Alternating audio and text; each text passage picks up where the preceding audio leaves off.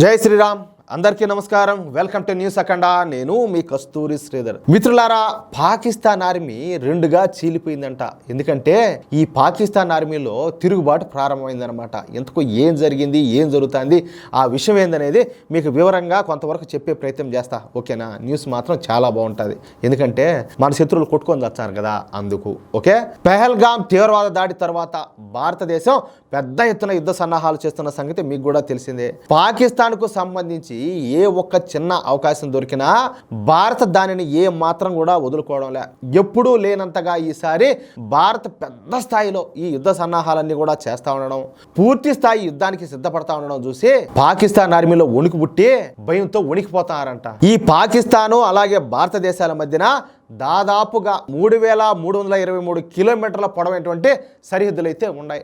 భారత్ ఇప్పుడు ఒక్క ఎల్ఓసి మీదనే దృష్టి పెట్టకుండా ఈ మొత్తం 3,323 కిలోమీటర్ల సరిహద్దుల మీద దృష్టి పెట్టింది. అంటే ఈ సరిహద్దుల పొడవున ఒకేసారి మెరుపు దాడులు చేసే విధంగా ప్రణాళికలను అయితే అమలు చేస్తుంది. అందుకే భారతీయ ఎయిర్ ఫోర్సు ఆక్రమణ్ అనేటటువంటి అరుదైన మిలిటరీ ఎక్సర్సైజ్లు అయితే నిర్వహిస్తుంది. ఈ ఆక్రమణ అంటే శత్రువు భూభాగంలోకి వెళ్ళి టార్గెట్లను పూర్తిగా ధ్వంసం చేసి శత్రువు యొక్క కళ్ళు గప్పి తిరిగి భారత భూభాగానికి చేరడం. అర్థమవుతుందా? అంటే ఈ ఎక్సర్సైజ్లు పూర్తిగా అటాకింగ్కు సంబంధించి అనమాట. ఇదే ఇప్పుడు పాకిస్తాన్ సైనికుల భయానికి కారణమవుతుంది. ఈ నేపథ్యంలో పాకిస్తాన్ ఆర్మీలో ఏకంగా 5,000 మంది పాకిస్తాన్ సైనికులు రాజీనామాలు చేశారంట. ఊపిరుంటే ఉప్పైనా అమ్ముకొని బతకొచ్చు అన్న అభిప్రాయంతో ఈ పాకిస్తాన్ సైనికులు ఈ నిర్ణయం తీసుకున్నట్టు తెలుస్తుంది. ఇక్కడ మరో విషయం ఏంటంటే, రేపు 1వ తారీఖు అంటే జీతాలు పడే రోజు. ఈ 1వ తారీఖున జీతాలు పడిన తర్వాత ఇక మరింత మంది ఈ పాకిస్తాన్ సైనికులు రాజీనామాలు చేయొచ్చని చెప్పేసి విశ్లేషకులు అయితే భావిస్తారు. ఇలా రాజీనామాలు చేస్తున్న వారిలో ఒక్క సాధారణ సైనికులు మాత్రమే కాకుండా కెప్టెన్లు, మేజర్లు, కల్నర్లు కూడా ఉండటం ఇక్కడ గమనార్హం అనమాట. దీంతో ఇప్పుడు పాకిస్తాన్ ఆర్మీ చీఫ్ అయినటువంటి ఆసిమ్ మునీర్కు పెద్ద చిక్కొచ్చి పడింది. ఈ విధంగా సైనికులు రాజీనామాలు చేస్తూ ఉంటే మిగిలిన సైనికులు కూడా ధైర్యంగా యుద్ధం అయితే చేయలేరు. అందుకే ఆసిమ్ మునీరు ఒక సరికొత్త ఆలోచన చేశాడు. అదేందయ్యా అంటే, గత 5 సంవత్సరాల కాలంలో దాదాపుగా 60,000 మంది పాకిస్తాన్ సైనికులు రిటైర్ అయిపోయినారంట. వాళ్ళలో కొంతమంది అరబ్ దేశాలకు పోయి అక్కడ సెక్యూరిటీ గార్డ్స్ గా పనిచేస్తా ఉంటే మరి కొంతమంది పాకిస్తాన్లోనే చిన్న చిన్న ఉద్యోగాలు చేసుకొని బతుకుతూ ఉన్నారు. అంటే పాకిస్తాన్లో దాదాపుగా 40,000 మంది రిటైర్ అయినటువంటి ఈ పాకిస్తాన్ సైనికులు ఉన్నారు. అర్థమవుతుందా? ఇప్పుడు ఈ 40,000 మంది రిటైర్ అయినటువంటి మాజీ పాకిస్తాన్ సైనికులకు పాకిస్తాన్ అయితే పిలుపునిచ్చింది. మీకు మళ్ళీ ఆర్మీలో ప్రవేశించే అవకాశం కల్పిస్తాము, అందరిలాగానే మీకు జీతాలు ఇస్తాము, మీ సేవలో పాకిస్తాన్ ఆర్మీకు చాలా చాలా చాలా అవసరము, కాబట్టి వెంటనే వచ్చి పాకిస్తాన్ ఆర్మీలో జాయిన్ అవ్వమని చెప్పేసి ఈ పాకిస్తాన్ ఆర్మీ చీఫ్ ఆసిమ్ మునీర్ అయితే పిలుపునిచ్చాడు.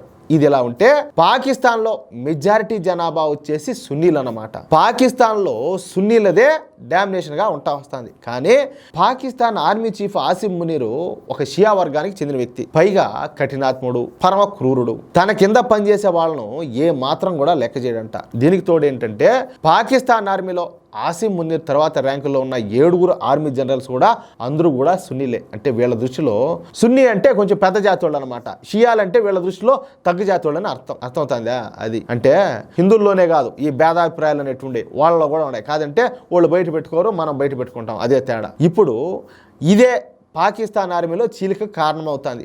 అసలే ఒక పక్క బెలూచిస్తాన్ రెబల్స్తోనూ ఈ తెహ్రీకే తాలిబాన్తోనూ సతమతం అవుతా ఉంటే ఇప్పుడు ఆసిమ్ మునీరు కొత్త తలనొప్పిని తీసుకొని వచ్చాడని చెప్పేసి పాకిస్తాన్ ఆర్మీ జనరల్స్ ఈ ఆసిమ్ మునీర్ మీద తీవ్రమైన ఆగ్రహంతో ఉన్నారు. కొంతమంది పాకిస్తాన్ అధికారులు ఆసిమ్ మునీర్ ఆదేశాలను ఏ మాత్రం కూడా లెక్క చేయడం లేదంట. ఎందుకంటే ఆసిమ్ మునీరు తన కుటుంబాన్ని అందరికంటే ముందుగా విదేశాలకు పంపించేశాడు. సేఫ్ జోన్ అన్నమాట. అర్థమవుతుందా? ఏం కథలో చూడండి. దీంతో సాధారణ సైనికులు కూడా ఈ ఆసిమ్ మునీర్ పైన కోపంతో రగిలిపోతున్నారు. ఈ పరిస్థితి చిలికి గాలివాన అయ్యే రోజైతే దగ్గరలో ఉండదని చెప్పేసి విశ్లేషకులు అయితే అభిప్రాయపడతారు. ఏది ఏమైనప్పటికీ అతి త్వరలోనే ఈ ఆసిమ్ మునీరు ఏదో ఒక విధంగా శిక్ష అనుభవించకైతే తప్పదు. ఇది మాత్రం సత్యం. అది కథ. ఏమంటారా మిత్రులారా? ఈ న్యూస్ కనుక మీకు నచ్చినట్లయితే ఖచ్చితంగా ఈ న్యూస్ నలుగురికి షేర్ చేయండి. అదేవిధంగా ప్రతి ఒక్కరు కూడా మీ యొక్క అమూల్యమైన అభిప్రాయాలను ఖచ్చితంగా కామెంట్ రూపంలో తెలియజేయండి. అలాగే ఇంతవరకు మీరు కనుక మన ఛానల్లో సబ్స్క్రైబ్ చేసుకున్నట్లయితే ప్రతి ఒక్కరు కూడా మన ఛానల్ సబ్స్క్రైబ్ చేసుకోండి, సపోర్ట్ చేయండి ప్లీజ్. జై శ్రీరామ్.